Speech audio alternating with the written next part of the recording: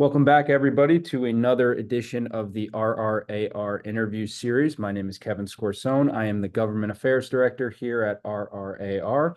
Joining me today, we have a very special guest, someone who has been very generous with their time in the past with me since I've taken on the role as Government Affairs Director here at RRAR. We have Corey Branch, who is a Raleigh City Council member and is also a candidate for the mayor of Raleigh in 2024. So, Corey, thank you so much for joining us today. I really appreciate it. Thank you for having me. It's always good to be back. Thank you. So, first off, I want to talk a little bit about your background. Where did your love for public service and politics start? Because I always feel like anyone that gets into uh, politics gets into a career of public service, just in my experience working closely with elected officials, you really need to have a passion for it. So we'll start there. Where did your love for public service and politics start from? And I have a couple follow-up questions, but I would love to start there. Yeah, definitely. Thank you for the question, the time. When I think about that question and I go back to think about my life, I guess, I have to go back to when I was a child. And working in the community and doing things. My mom pushing me to do things in church and speak up, and last minute church is about to start, a deacon to come up and say, well, will you pray? And I mean, how do you say no? My dad's one of the deacons. It get back to him, I said no. I mean, it's kind of hard to say no, so that impromptu last minute on the spot. But I think in middle school, when I ran for student body president, and won. I hadn't really thought about it. I was talking to some friends. I knew the current student body president, so I ran. But I didn't do student government anymore until college. But I was involved in organizations in different roles as president within the community growing up. And then when I went off to A&T, I wound up helping a friend of mine who ran for city council in Greensboro. I just volunteered, worked the precinct. It rained that day, so it was wet. But my junior year, I was asked to be in charge of voter registration education of students on campus because it was an election year, and it was an appointed position. So I just stepped into it, did the work, and come post graduation, again, I'm not thinking about public service. I'm not thinking about running. I get heavily involved within my fraternity, Alpha Phi Alpha Fraternity Incorporated. And in doing that, become the treasurer of Judge Craig Crew.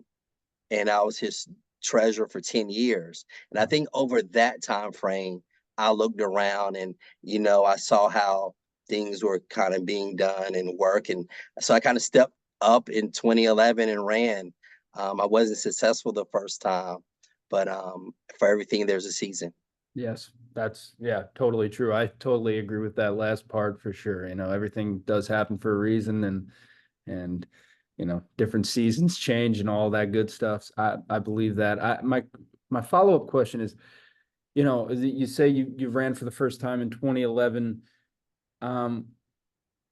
Is there a big contrast to maybe you as an elected official from the first time you ran in 2011 to now, and also the shifting landscape of politics? Has it been hard to navigate throughout your career, and just have you noticed a big difference in that, what kind of seems like a short time frame, but it's almost 15 years, which is crazy. Yeah, I think there has been a change for me. For one, in 2011, I ran as a single male. In 2015, when I ran again, I was married. At this time, as I'm looking to put my name on the ballot, I'm married with a 5-year-old daughter. So those life-changing events that have occurred over time. I have parents who are senior parents who been married now for 59 years. But as they've aged and they've grown, seeing what they need and their assistance plays a major factor. I have 2 nephews and a niece. So that again, it impacts how I think about life and how decisions that we make here at the local level impact people directly. So, I have changed, I've grown, I believe I've matured with time, and the landscape has changed too. We've gone through, a major pandemic with COVID.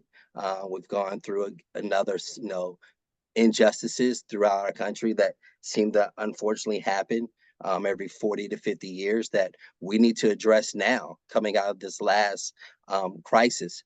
So, the landscape has changed, but at the end of the day, people and their needs are still the same. People want to be safe.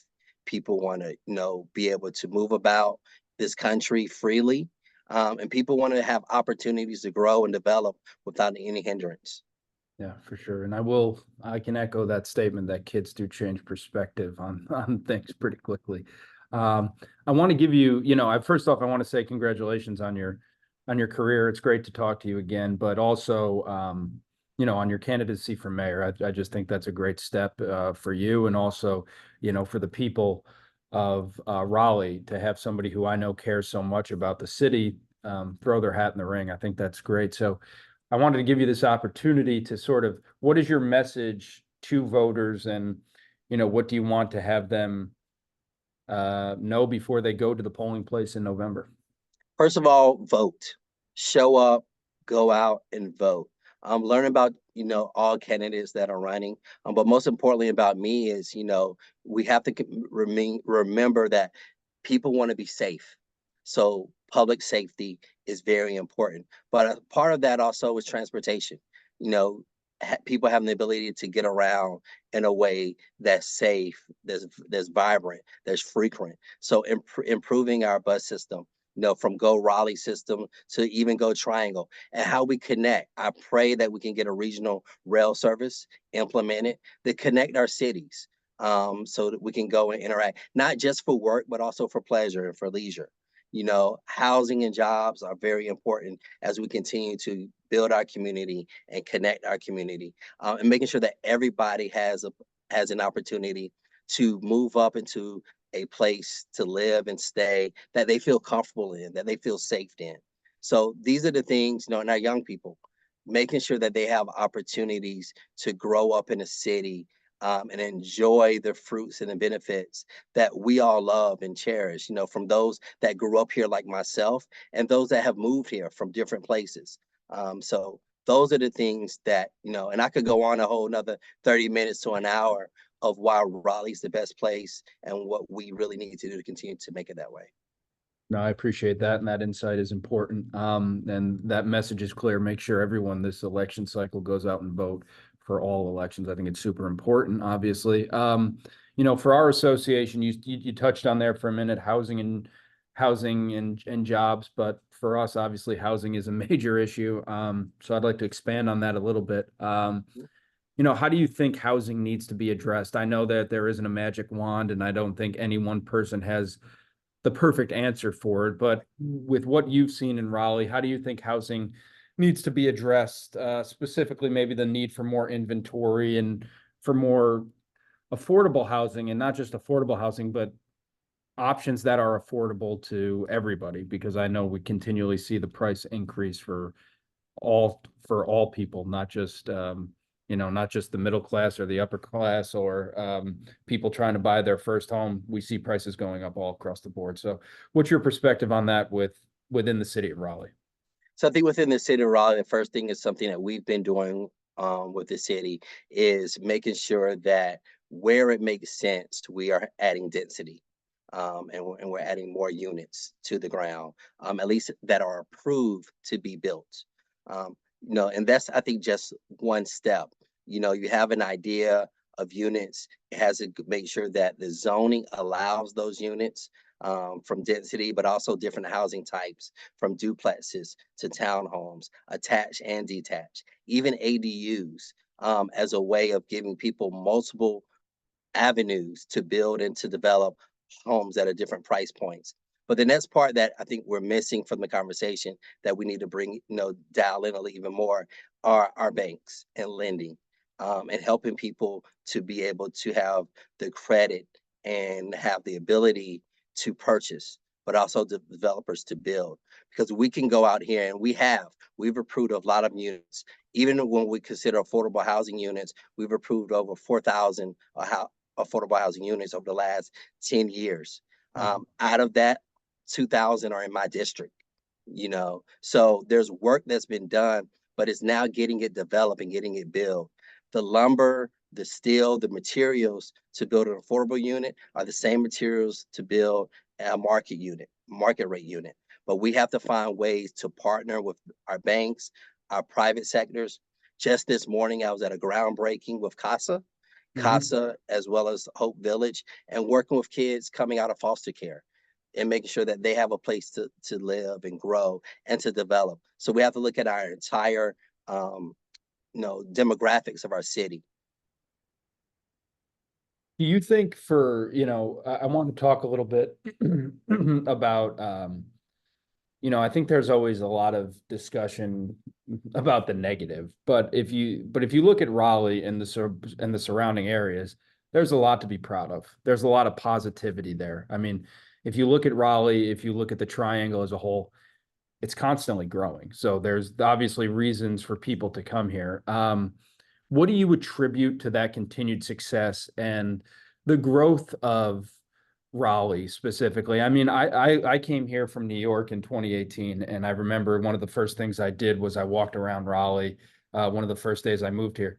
And just going down there now, it's completely different. I mean, there's so much more growth. I think it's one of the sticking points of Raleigh is I think it was able to handle the pandemic pretty well. I mean, you still see a ton of businesses down in Raleigh. So what do you talk to people out in the community about why Raleigh's a great place and why it's just sustained this growth and success? Well, I think one is good partnerships between our city leadership, our county leadership, and our school system. Having a strong school system that's growing and developing is very key to an area, to bring people, to foster people to the community, to bring businesses here. Having 5 universities as well as Wake Tech within the city of Raleigh. How many cities have that? So I think just that ability to be educated, to continue education throughout the city is very critical to the growth. But also, we've done a lot of proper planning, and we have to continue that proper planning when we look at our infrastructure, when we look at our sewer infrastructure and our water infrastructure, and how we partner with our neighbors. That's very critical. We can't do this by ourselves, as well as partner with the state. We have a very I think a good positive relationship with the state. It can be very contentious at times. And we can be very nervous because it's one of those things where they really control how cities and counties, the powers that they have. So we have to find ways to continue to have some type of open dialogue. Sometimes it's just playing defense as a city, and not making bad decisions. So I think that's been very key. But again, the strong partnership between the city of Raleigh, our school board system, and our county, that partnership has been very strong and what brings businesses here. That's great. No, I just think it's always evident to see when a city is constantly trying to evolve and work. And from the outside looking in, I feel like Raleigh is one of those places. You've been in office for a while, you've done great things in office, but is there something that sticks out to you that you're especially proud of? I know that's a tough question because there's probably so much, but is there one thing or two things that you're really proud of since your time being a city council member, and maybe what you're excited about for the future of Raleigh? I think for me, and a lot of residents of Raleigh may not be aware of this, parts of Raleigh, well, some do, parts of Raleigh does not have bus service. So where in my district in Southeast Raleigh, there is a young man who had gotten off work and he was walking home because he was making a call to be picked up, and the phone wasn't picked up, so he decided to walk. And he was walking from our bus station, our main hub on Pool Road, and he wound up getting hit and killed because there was an area that didn't have a sidewalk and there was no bus service. So one of the things that I fought for was working to get bus service to that area, to that community, and working with the county and the Wake County Transit Plan and our Go Raleigh and city officials, we were able to get bus service to that area. And on top of that, now we've been able to, with our transportation bond, add sidewalks to a road improvement project in that area. So areas where we've been able to improve the quality of life Yeah. for our residents have the biggest impact. It's sad that it takes sometimes, and I wouldn't say it takes a death to get people's attention, but sometimes it takes it to get people to move. And this was an area I was already fighting, trying to get improved service. There was another intersection that, I've seen people constantly have accidents. Working with the state, anyone that knows working with the state sometimes it can take a while, but we were able to work, and luckily we've had no fatalities at this intersection, but we were able recently to get a traffic light installed. So again, finding ways to improve quality of life. Um, I think it's those projects to me that mean the most. Yeah. Um, because you're able to make sure someone has safe passage throughout our city, either living here or just visiting. Yeah. And there's others, but those are the top two that kind of, touch home. Yeah, no, I think that's important, and sort of those somber stories can make an impact. And like you said, get things moving. So, my final question for you, we touched on it a little bit earlier. I do think that there are a lot of groups of people within our country struggling or feeling up against it a little bit. My heart goes out to those people, certainly.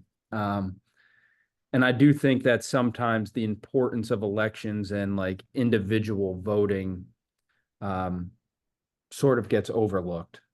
So can you talk just a little bit about how important this upcoming election cycle is, not only at the local level, but the state and federal level?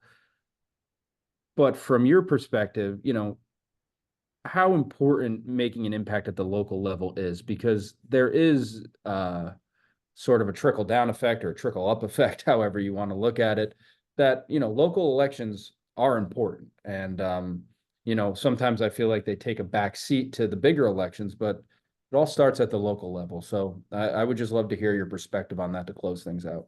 Yeah, definitely. And I'll be candid. As city council, we're our races are considered nonpartisan. Even though I am a Democrat, our races are nonpartisan because Mhm. we at the local level, everybody wants their roads to be safe. Everyone wants to have safe housing. Everyone wants to make sure if they call for an emergency, the fire department and the police department and EMS they show up. So at the local level, those are the things that we touch. We touch our police department. We touch our 911 call center. We touch our fire department. The county is responsible for our EMS and our EMS response. So who you elect and who you vote for on the local level, it really matters. And you really want to make sure you have someone who understands what's going on now. Yeah. Um, Raleigh has changed a lot. Being a native born in 78 here at Wake Med, the Wake Med of 78 is not the Wake Med of 2024. But that's because it had to evolve and it had to change. But it's also having the people there that understand what's happening now in order to move forward in the future. So that's what I'll tell anyone when you're looking at your local officials, the local election, look at those that understand what's happening right now and can take what's happening now and improve it and advance it, and who's willing to reach out across the aisle, reach out to everyone to bring everyone to the table. Oh, Because that's what it really takes. It takes bringing all residents, those that live here, most importantly, but even the ones that work here, yeah. um, being part of the conversation to growth and develop. And then, because we're the stewards of the money that we receive from the federal and from the state level. Now, federal and state level is important to make sure that they send us the funds that we can do the things to improve our lives. So it's very important to look at that, how the federal level, who's there, who understands what's going on, so that we don't repeat some of the crazy things of the past, that we can move forward. But even at the city level, I mean at the state level, looking at the state, who's there, not just governor, but our state superintendent race, our attorney general's race, looking at all of state council races, is very important to have people who care, who aren't in it just to make a name for themselves, but they're in it to get the work done. To me, that's what's important. and why I say really this election. They always say this is the biggest election of your lifetime, and it is because each election things have changed, things have evolved, and we have to make sure that we as a people, as a country, are moving together. I love that message. I echo that message, and I love your willingness to express, you know, what to me is an obvious thing, but has certainly not been obvious for a long time, is working together, reaching across the aisle. I think all those things make this a better place and a, a better country for all of us. So I love that message. Corey, I always appreciate your time. I always love talking to you. I could talk to you for probably, like you said, another half hour to an hour, but I want to be respectful of your time. I wish you all the best with your candidacy for mayor, but with your career, with your family. I really always appreciate your time. So thank you so much, my friend. Thank you. Thank you for having me. And be safe. Stay cool. Yes, same to you. You have a great day. You Thank too. you.